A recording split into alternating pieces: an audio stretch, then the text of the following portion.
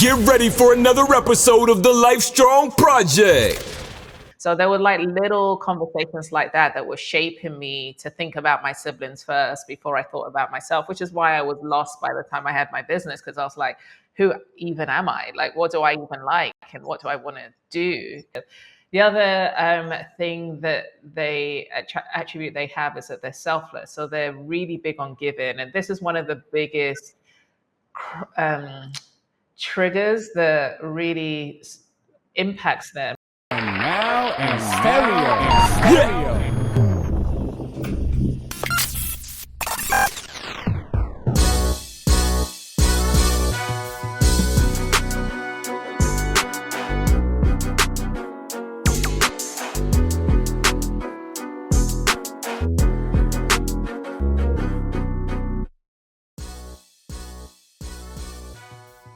What's good, everybody? What's good? Welcome to the Lifestrong Project. Again, I am your gracious host, AyeCee. And as always, it is an honor for me to come and bring this Lifestrong Project to you guys on today. All right, we have an excellent guest with us today. She's not just a coach; she's a movement, right? She's Nigerian born, and now she's living in Mexico, I believe. She's a transformational guide and the founder of Healed Hero, a global community built for high-performing firstborn daughters who are ready to stop overfunctioning and thrive, all right, with their lives. All right, she's dedicated to helping women release generational pressure, dismantle societal expectations, and step boldly into a life fueled by ease, alignment, and personal power. All right, widely known, and I can't wait till we start the conversation, widely known as the first daughter coach. I'm dying to learn more about that, but she's here today to give us an assist in empowering women who hold everyone else up and to finally experience what it means to be supported. So, family, Lifestrong family, please welcome to the Lifestrong Project. And I'm hoping that I get her name correct. Adaku Mbagwu. Good job. Hi. Thanks for having me. Come on now. Welcome to the Lifestrong Project, Ms. Mbagwu. How are you today? I am doing good. I've got a lot to be grateful for. That's Thank awesome. you. That's awesome. So let's jump into this. So first, before we get into this, I'll give you the first question, but I want you to introduce yourself and then jump right into it. So, like I said in the intro, I'm dying to get into the whole first daughter coach. What exactly does that entail? But introduce yourself to the Lifestrong family first. Tell them who you are, and then let's get into this first daughter thing. Yeah, you covered a lot in the introduction. So, I was born in Nigeria, grew up in the UK, now living in Tulum, Mexico. I was one of the COVID escapees and fell in love with the place and ended up staying. I kind of went into a career of recruitment straight out of university, and then decided that it wasn't my passion. I actually didn't know what my passion was. So I had a little bit of a crisis moment at 30 and decided to figure out what my purpose is. And I didn't want to coach because I felt like there were too many coaches. Everyone was becoming a coach, and it was like a market full of used car salesmen, people saying that they could do stuff that maybe they couldn't do, and I didn't want to be associated. Right. But there was a number of circumstances that got me to just lean into it. And over the years, in the last 5 years, I've worked with a wide array of people. And it was by accident that I realized that I had niched on female entrepreneurs and executives, but I took a step back when two of my clients asked me for coaching, and they wanted coaching on their dynamic with their firstborn daughter. And I was like, hold on, what's going on here? Because a lot of the things that we unearthed were things that they had resolved with their own mother. So I started realizing, okay, maybe there's a pattern here. I'm a firstborn daughter myself. And when I took a step back, I realized that every single one of my clients were firstborn daughters, and it was by mistake. So then I wanted to do something to break this generational curse pattern that seems to follow firstborn daughters. And yeah, I work specifically with entrepreneurs and executives because my work's intense and they can handle the work. And yeah, so that's how I got here. So, question: are you a first daughter? I am. You are. So, and okay, forgive my ignorance because I'm one of those only children. I have no brothers. I have brothers. I have sisters. However, they're not by blood.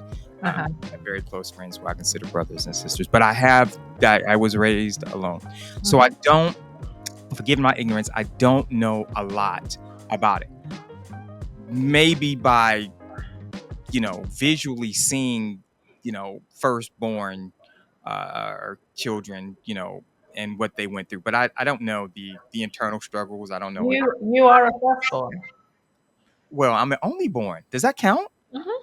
That counts. So okay, maybe I do understand the struggles. But anyway, but not in the sense that if you're firstborn and then there are others behind you. So um what are some of those, so you're a firstborn, what are some of those I guess you can say, what are some of those the internal struggles that firstborn children that you found that firstborn children struggle with? Okay, so let me clarify first by the definition of firstborn, because a lot of people kind of result to where you're thinking in terms of it. You might have to be the eldest. So you can be. So when I work with firstborn daughters specifically, they could be the last girl of boys and they're still the firstborn. They could be the only child, they're still the firstborn. I'm the second eldest, so I have an older brother, but I'm the firstborn girl. So um, firstborns, I have worked with some male firstborn clients, and they have similar tendencies. But women have a specific set of traits that they seem to form, and there's now research coming out. They've even called it a syndrome, eldest daughter syndrome, and they've ascribed it again to the eldest daughter, meaning that she has younger siblings. But a lot of those eldest daughter traits apply to all of the firstborn daughters that I work with, that are either the youngest of boys or the only child, etc. So I just wanted to clarify that.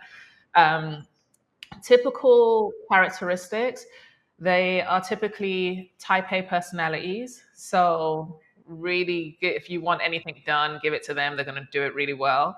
Tend to have a bit of perfectionism traits where everything needs to be done to a certain quality. And this has good and bad attributes to it, because on the good side, they are very thorough and the stuff that they deliver is of a very high standard. But on the flip side, they're overthinking things and they're probably not moving as fast as they could, because they're like anticipating too many dangers rather than throwing themselves out there, taking the risk, and then dealing with whatever happens. So it can slow them down, it can limit their growth.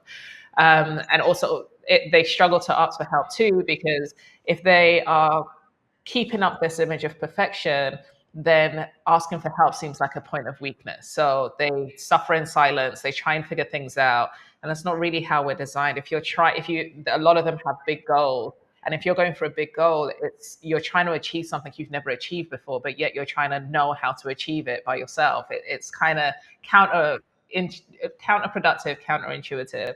The other thing that attribute they have is that they're selfless. So they're really big on giving, and this is one of the biggest um, triggers that really impacts them. So again, on the good side is that they feel good when they give. They know how to show up for people. People tend to like rely on them for advice. They're the one that everyone comes to. They are the great problem solvers. If something goes wrong, they can jump in. They don't even think twice. They can put solutions in place, get everyone else in order. Flip side is that they don't know how to receive, because a lot of them have grown up constantly giving. So they don't know how to balance it out with the receiving aspect. So they often are depleted. They're often feeling unappreciated. They're often feeling taken for granted because they're not good at setting boundaries. They're not good at saying no. They take on too much, and then they expect everyone else to show up like they show up. And when they don't, they feel like there's no reciprocity and all of the things. And it can lead to overwhelm, burnout, depression. The list goes on. So they're really reliable, typically can tend to be trustworthy. But when firstborn daughters are kind of teetering at the edge of burnout, they can be resentful, they can be angry, they can be all the things. So they have all of the recipes and traits to be super successful. But the drawback for some of those traits, if they're not managed and resolved and healed, can get them into places like breakdown. I had to fall into depression and a failed suicide attempt before I started doing the work to identify how certain behaviors weren't serving me and what I needed to do and put in place to make sure that I was able to thrive. Wow. Well, we are glad that you are still here with us. Thank you. And so, you being Nigerian born, right? Nigerian born. Now, and I know the culture is different from Nigeria to over here in the States, especially when talking about family. Mhm. So, explain to, because a lot of people don't, well, a lot of us are ignorant to, you know, the culture. And when I say ignorant, I mean, lack of knowledge. But we don't know the intricate parts of Nigerian culture. Mhm. So how did Nigerian culture play into your version of this first child? So especially first daughter.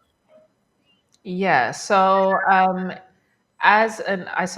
from the Igbo tribe in Nigeria, and every firstborn daughter gets given a name that starts with ADA. So it's a really significant thing, and they call the firstborn daughter the second mum. So before you've even had a chance to breathe, as soon as they know from the womb that you're a firstborn daughter, they're already setting the expectation that you're going to be the second mum of the family. So right out the chute, there's expectation on what you're going to do and how you're going to lead the way for your siblings and how you're going to take care of your family and all the things. So there is a lot of pressure that comes with it, down to being able to be identified. So if I go to Nigeria now and someone asks me what's your name, I say Adaku. They'll be like, "Oh, you're an Ada." It's like a Oh, so by name. And not until you said it. Now I know you said it in the beginning, but of what when you were just talking, but it just hit me when you said that. Like Mhm, if you go and the minute they hear your name, oh you're the first girl. Oh, mhm, wow. So that means you're the second mom of your family. mhm. Wow. And I can't. So at what age did you? You're a kid. You're growing up. At what age did it like click? Like, man, this is a lot of pressure you guys just put on me. Oh, the pressure part. Okay. So I've always felt like I had this, so even down to going to university. I didn't really want to go to university. I wanted to sing and dance, and my mom was like, your siblings are going to follow after you, so you have to go to university so that they can have that as an option, and whatever you want to do after, you have to do. So there were like little conversations like that were shaping me to think about my siblings first before I thought about myself, which is why I was lost by the time I had my business, because I was like, who even am I? Like, what do I even like, and what do I want to do? Because I was subtly, it wasn't a, no one ever said like you have to be this way, but there'll be like little hints, or there was a feeling that like this is your responsibility to do this.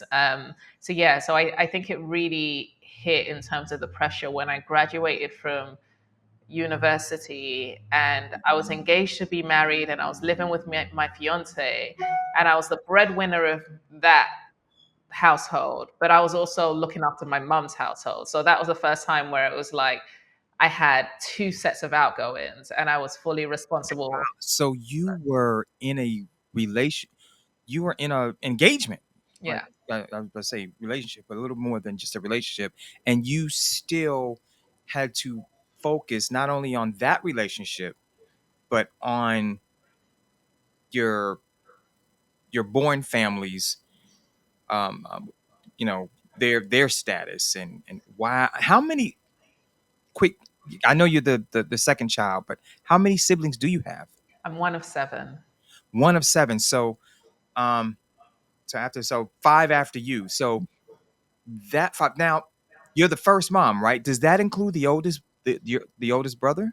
Oldest brother was pretty much out the house. Okay. Okay. So, So the other five were, for lack of a better term, your responsibility. yeah. Wow. Okay. Wow. And so now we're getting a picture of the stress. Yeah. I can't. Um. I can't.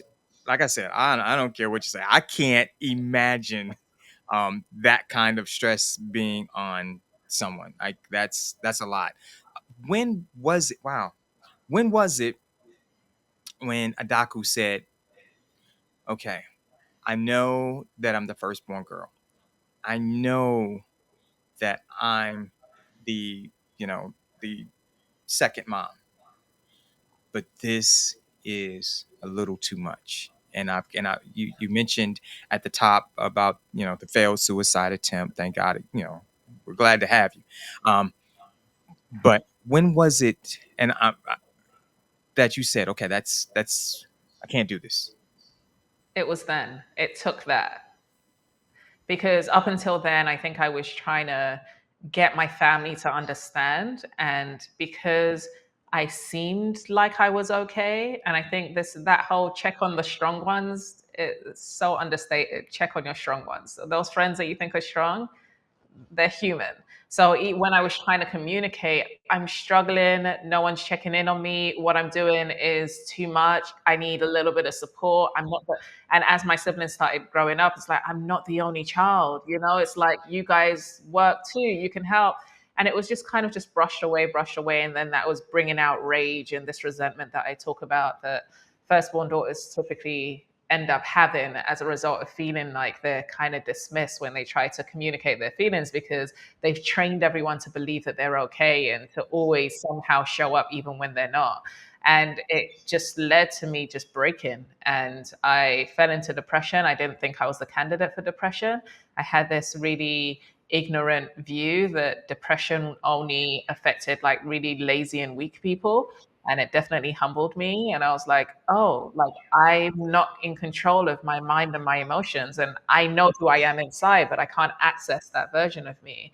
And that's when I was like, okay, clearly I think I have it all figured out because I'm taking care of everyone and everyone comes to me for answers.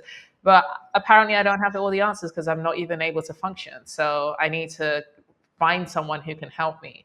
And that's when I started working with a coach. But it was up until that point, I was fully in on, like, I have no other choice but to play the role that I played, even though I knew I was exhausted, even though I knew I was anxious and stressed and overworked. I was working 12 to 15 hours a day to try and make the commission that would allow me to, it allowed me to achieve success. By 22, I was earning six figures, and it was yielding results, but it was coming at a cost to my well-being, my mental health, all of the things.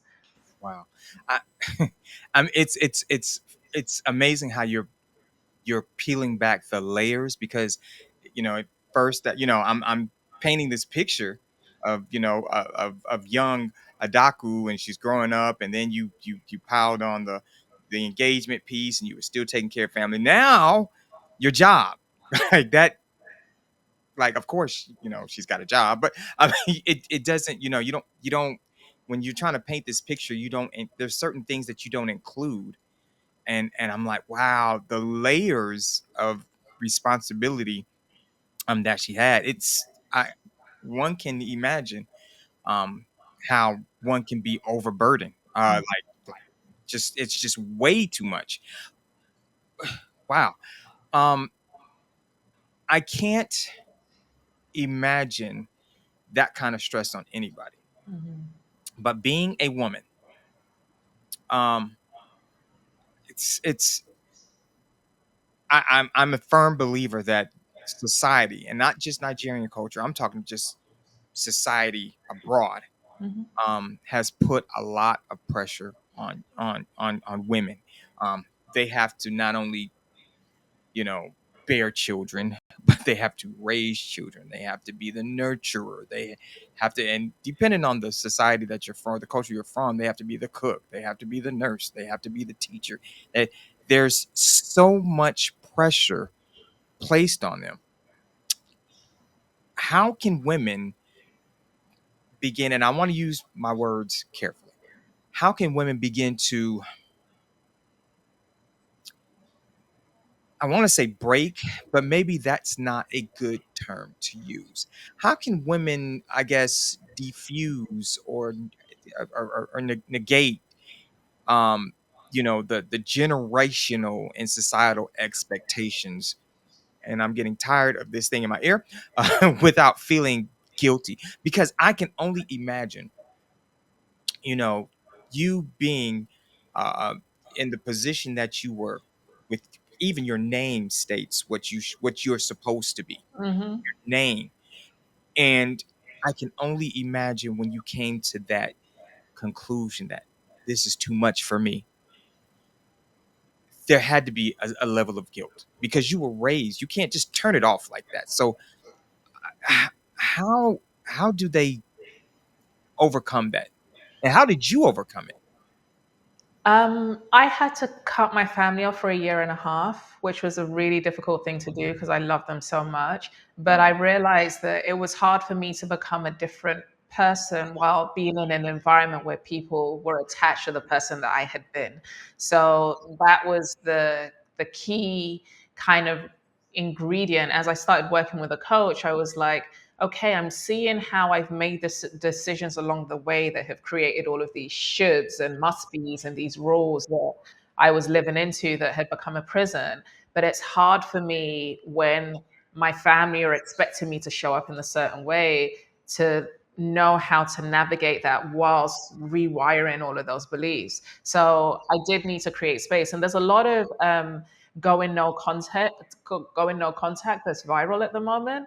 But I think that if it's done without intentionality, it's kind of not really impactful. The only thing that it's doing is getting you a little bit relief from your loved ones because they're not triggering you as much. But fundamentally, the trigger still exists within you. So when you meet people with the same attributes as them, which you will do because we only attract who we are. It's the same reason how I got into the relationship with my fiance. I was so used to doing everything that I found a partner and continued doing everything. So I had to learn how to we didn't get married because that's when I started uncovering all of these patterns that I had. But I had to learn how to, so that to go to your other question, first you have to create the space to heal where you're not engaged in the patterns that had caused you the pains or the outcomes that are undesirable. Then you have to find someone externally to yourself to support you, whether it's a therapist, a coach, a community of women that are doing the same thing, or men. The reason that's important is because the way that our mind works is that 95% of everything we do is unconscious, and 70 to 80% of that 95% is from limiting beliefs. So our brain's trying to keep us safe. So all of the hurtful things that have happened as children is wired in that 95% and it's unconscious to us. So with all the will in the world, we can say, I'm going to be a new year, new me. No, your brain's going to keep looking for evidence and running the same patterns because it's kept you alive up until this point.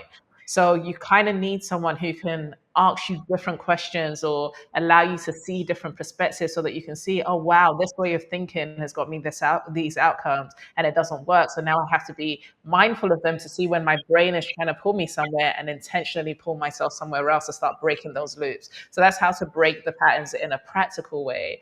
In terms of moving forward, if you just cut people off and go about life and you do no work, you're going to continue to be affected by those same attributes. You'll attract partners, friends, business colleagues that are triggering the same thing because you're not addressing it from the root. You're thinking that the problem is outside of you when the problem is within you. It's how you show up, it's the decisions you make, it's the beliefs that you have. So in order to break those patterns, you really need to do that in a work, in a non-fluffy, woo-woo way, like in a tangible looking at what am I responsible for? Because these things that have happened in the dynamic I have with my family or the way that I show up in my business, they involve me. So I'm the denominator. So therefore, I need to look and be responsible for how I'm contributing to the outcomes that I don't want. Wow. So wow.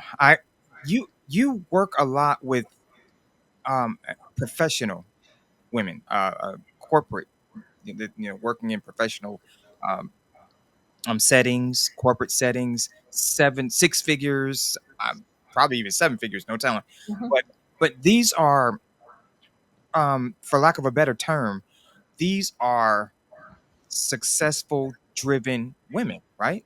Like by society standards, they are what we would consider successful, or people. I'm not going to say me, but people would consider successful, Mhm. and you work with them in experiencing and understanding that, hey, you know, it's yeah, you do have to worry about others sometimes, but it's okay to worry about you. What, I can't imagine being in the room and seeing the breakthrough when they finally, I, because you work so hard, especially women, black women, of course, to get to a certain place. Um, you've got to defeat so many things: sexism, racism, the belief that women, you should be in their place. There's so much that you have to tussle with, right? And Mhm.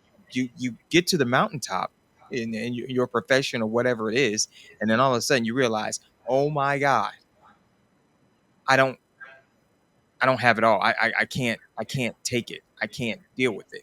Then along comes Adaku, right? And she's pointing everything out like you just pointed out to us. What are some of the I guess you can say, what are some of the feelings that you see come out? What are some of the epiphanies that they get? Like, oh my God, yes, you're right. Oh my, I never looked at it that way. It's never, oh my gosh, yeah, you're right. They don't. It's an uncomfortable process. Wow. So I think what when you're someone that's high functioning, when you're someone that's successful, when you're someone that everyone comes to start seeing all of the unconscious ways that you are contributing to those outcomes is so uncomfortable for these women, because then they start feeling like a failure, because then it feeds into this I'm not perfect thing. So then they have to deal and tussle with that before they can see. So a lot of my job is doing what you did and saying like, no, it's not a bad thing, this is great, because now you can see that there's another way, you can make a different choice which is in your control. You don't need someone to change, you don't need circumstances to change, you can step into that change and change your outcomes. So a lot of the times it's them dealing with the discomfort of their contribution to the dynamics that are causing them pain, because they try so hard to be everything for not only themselves but for everyone. Well, less so themselves. They're definitely trying to become successful, and that's what they do for themselves. They push themselves, because a lot of firstborn daughters, there's something that happens when parents have their first child. There's all this expectation. It's like, we've never been a parent before.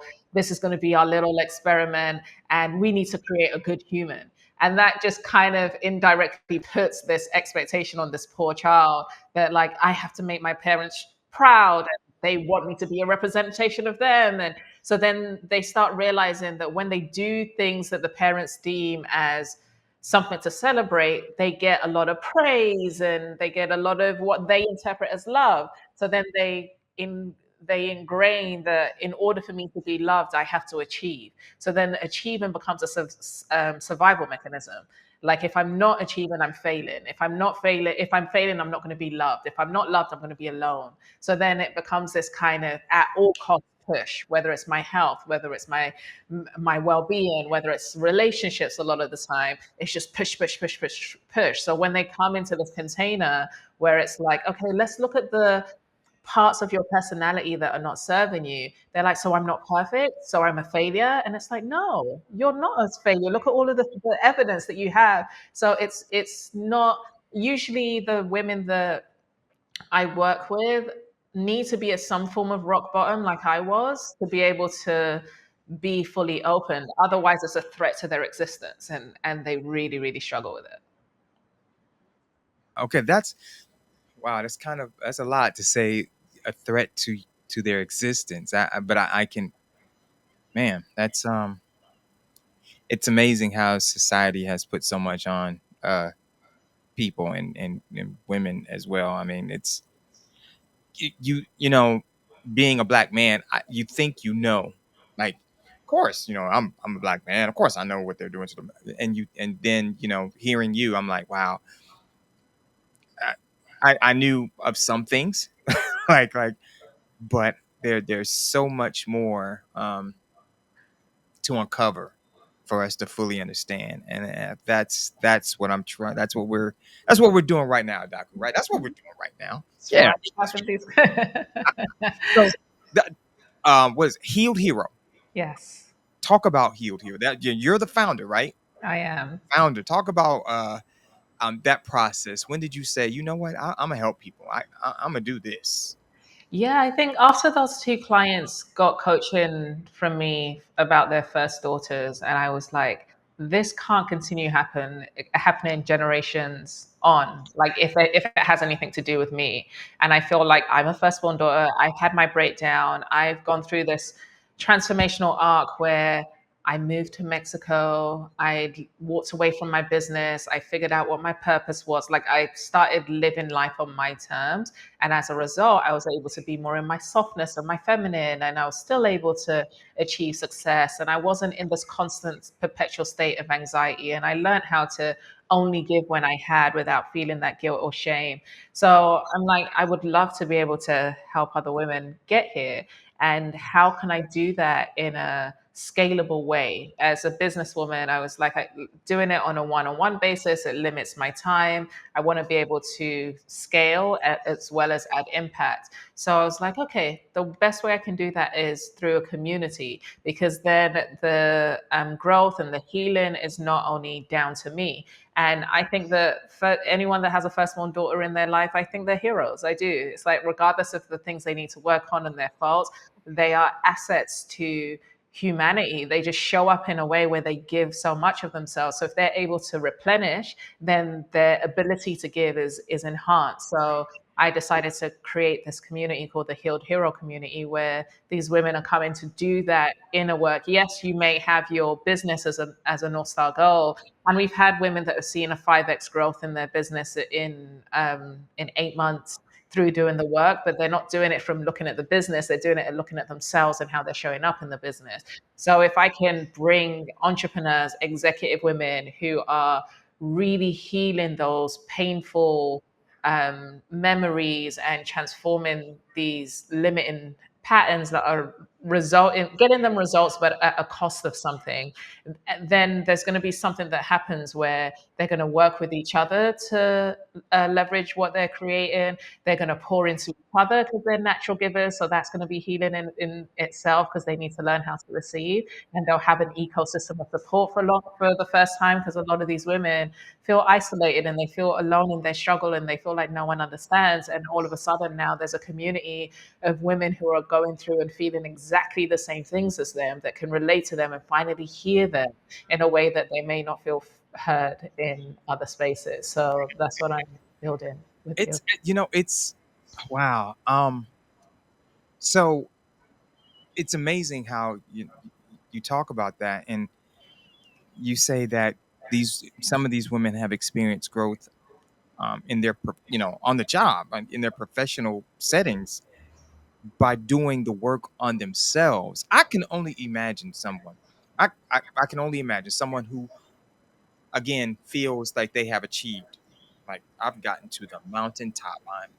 I'm CEO. I'm manager, exec. I'm this and I'm that. And along comes someone saying, "Hey, you probably need to take a step back. You need to work on yourself, and that could benefit your life going forward." I can only imagine the pushback. Like, wait a minute, do you know who I am? Mhm. You know what I've done? Do you know?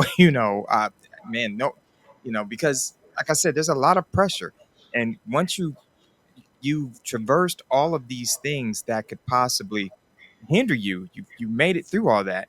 of course there has to be a level of feeling, like I've made it. I mean, and of pride. But And they don't. so wait a minute. So you're telling me that these people, these women that have done all these great things, do not have a level of pride in what they've done? They have pride, but they don't think they've made it. Wow.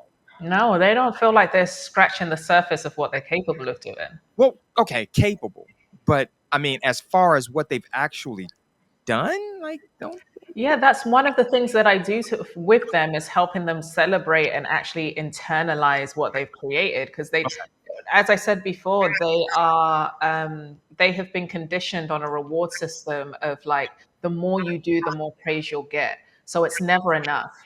They'll reach the peak and then it's like I, I need to do more and I need to do more. And then they're just on this perpetual treadmill of chasing the next level of success, which is why a lot of the times when I'm speaking to them, I focus on showing them how I can get more success because that's what's important to them, Mm. and I can. But the way that I'm going to do that is by also helping you resolve some of these hidden behaviors that are causing you pain that you might even be numb to. A lot of these women are experienced as cold, robotic, masculine, hard. They're not. They're so sensitive, so sensitive. They're hyper aware of everyone in their environment. They're very empathic. They pick up on what people need before they even know what they need. But they've had to create this strong shell in order to survive this chasing mechanism because if they're scared that if I connect to my feelings, how am I going to cope with all of these things that I need to do? But you kind of need to connect to your feelings to know what you need to give yourself. Wow. And I'm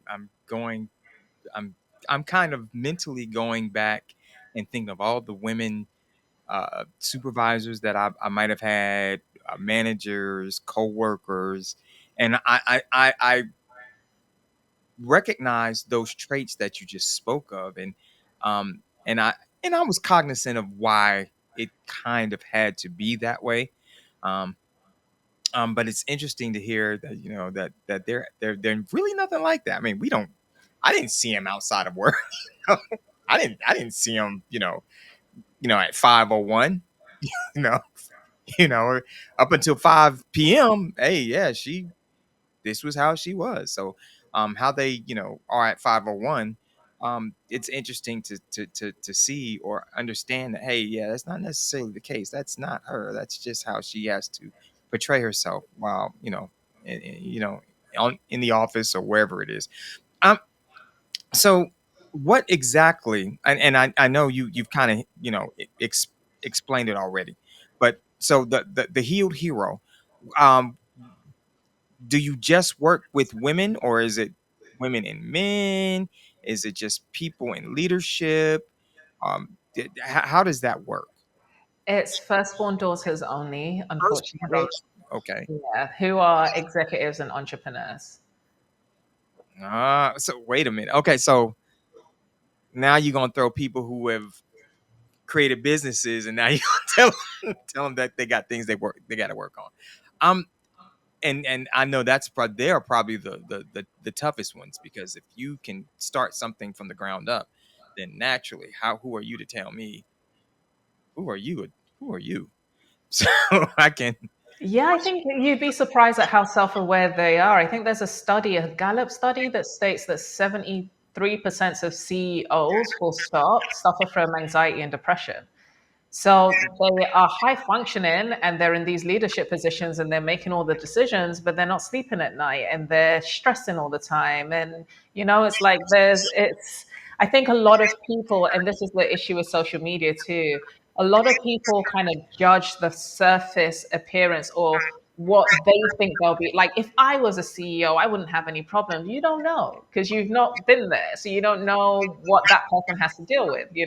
And also, if you're a woman and you're a CEO and you have a husband and you have children, there's so many. So not only do you have the pressure of the jobs to deal with, you've got mum guilt because you're not spending as much time with your children as you would like, and even when you are with them, you're not as present as you need to be because you're still thinking about work, and then it's like there's so many different things that are happening to the human outside of their role that is significant, and a lot of the time those people are forgotten because they're expected to think of everyone below them, and it's like, well, who's thinking about you?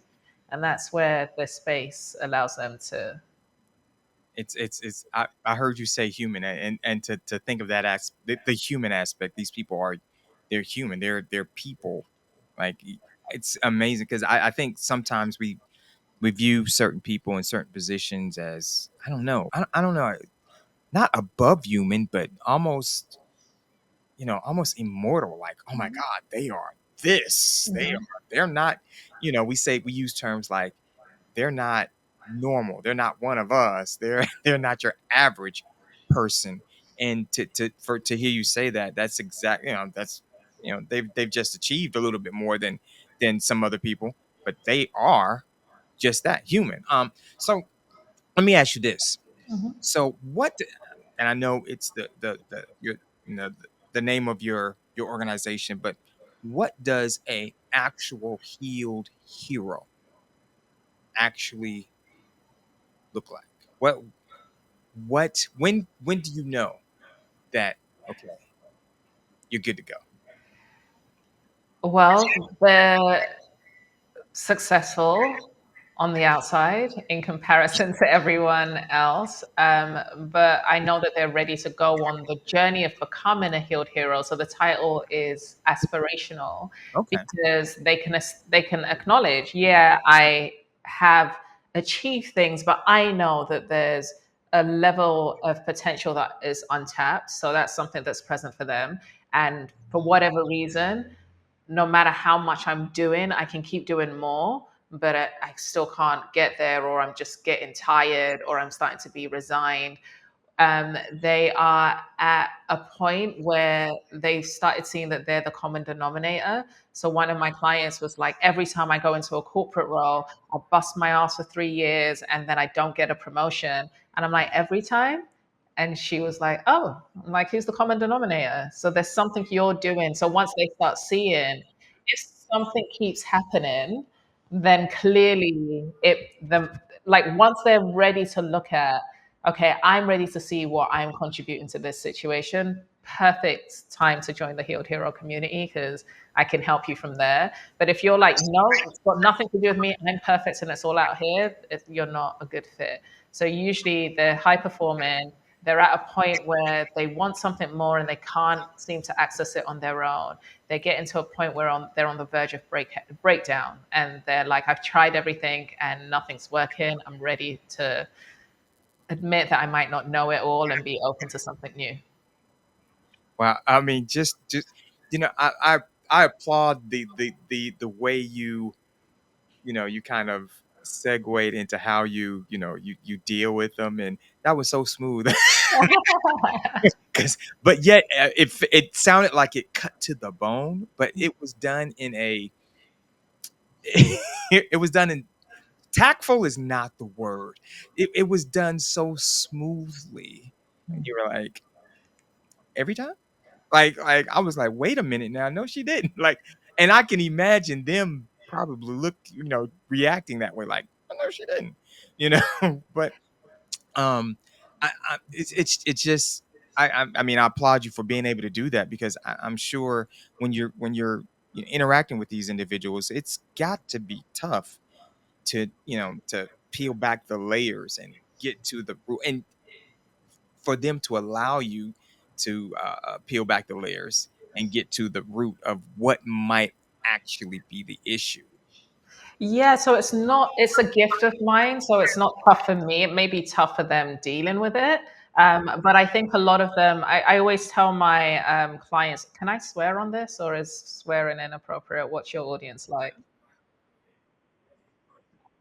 Yeah, so I always say to them, like, I'm going to be a bitch until you fall in love with me. And I'm okay with that. And I think I know that's why I focus on entrepreneurs and executives, because they're in such high stakes, high pressured environments, they want someone who's going to give them the answer, rip the bandage off so that they can see what the problem is and move on. And I found that when I was working with people that aren't in those types of roles, they received my coaching a little bit more sensitively, whereas these women are like, that hurt, but she's got a point, so they're able to. I don't think there's many people in their lives that can challenge them to the level that I challenge them, which they end up respecting, because a lot of these women are strong-willed and strong-minded. So usually they kind of bulldoze their way through things. They usually get their way.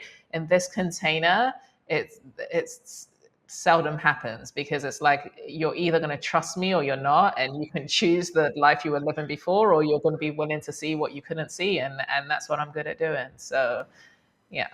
Wow. So now, Healed Hero is a global organization, right? Yeah, it's online. So if you're in the world, you're eligible, all right? So if if a firstborn is listening, and they say, I'm at that point. Well, first of all, before we hit that, I, if you would be so kind, can you explain or express what some of the signs might be? Because there may be somebody that might be like, I don't know if I'm there yet. Like, I don't know if I'm at that point where I need help. I may be headed that way, but and let's be honest about and the Black community. We will wait, or we will try to power through, Mm-hmm. okay? Because things like counseling, things like coaching, those are, and you mentioned it, when we started, you thought that, hey, that's for the weak, that's for the lazy. That's how some of us were raised. Mm-hmm. So what are some of the signs that you can express to or explain to people or to the listeners and say, if this is you, you may be getting to that point, and we don't want you to go over that point. So one of the traits is like, you're angry at everyone all the time. So you just feel like people are taken from you until you have nothing left, that no one cares about you, that no one supports you, that, yeah, no one cares about your well-being. You are tired, but it's not like I need to sleep tired. It's just like I'm resigned about life tired. So it's like you're doing all the things and you're still getting up, but they're just, you're struggling to, you're dragging yourself through life. It's getting to the point where you're running out of steam, and it's not something the rest can resolve. And usually when I speak to my clients, there's this, it's like, I'm tired. And I'm like, I know, it's like deep in your soul tired, not even in your bones tired. When you're getting to that point, you're ready. When you're getting to the point where you want to move forward in your career or your business, and you're trying all the things, but nothing is really shifting the needle as much as you think it should, and you're starting to get frustrated, and you're like, I don't know why. Usually you've come to a point where your patterns have served you, and now you need something new to get you to the next phase, and to cross that threshold, you need to be open to something else than you already know. So those would be the three key things that I notice. So if someone is listening to this episode right here and they say, everything that she just said, that sounds like it could be me, how do they find Healed Hero? How do they get in contact with Adaku Mbagwu? How do they get on the path of healing? Yeah, so my email address is www.healthhero.com. So super simple. I'm on socials as Adaku Mbagwu. If they're watching this, I'm sure my name will be in the title or the show notes or something. So if you put that on any platform, there's only a handful of Adakus. Surprisingly, probably because it's not the meaning is not God related. My dad gave me a money related name. So, but if you put me in all the socials, Instagram, TikTok, LinkedIn, you'll find me. So Adaku Mbagwu, Healed Hero. Look her up on the social. She's on all of them. Just Google her.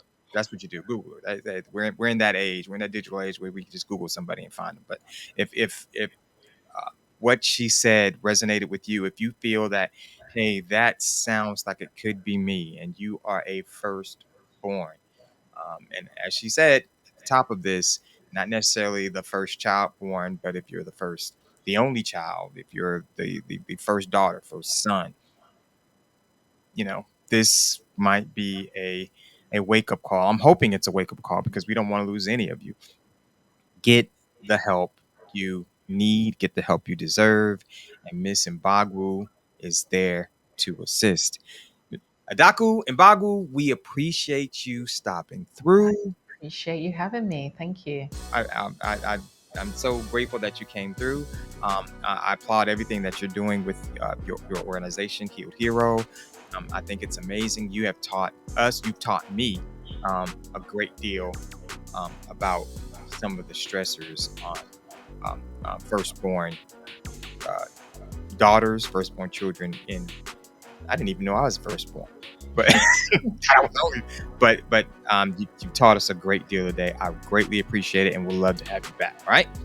Thank you. All right. So, family, today's conversation was so powerful. Adaku dropped by. She dropped gems on healing, identity, leadership, and breaking these societal and generational patterns, especially for the women who carry on so much and deserve so much more. Excuse me. If this episode spoke to you, don't keep it to yourself. Share it with someone who needs to hear it, and help us keep this community growing. Reach out to Adaku Mbagwu out there at Healed Hero. She's there for you to help. Anywhere in the world, it's online. So it's an online community. Stay connected with us on social media. Follow, like, and join the conversation across all platforms at Lifestrong PROJ. They won't let me spell out project, so PROJ, Lifestrong PROJ. All right, that's all for today. And remember, your life is fleeting. Cherish it. Your life is ever changing. You must adapt to it. And last but not least, your life is yours. Only you can live it. Until next time, stay strong, stay lifted, and stay life strong. That's all we are for today. Peace. Thanks for listening to the Lifestrong Project.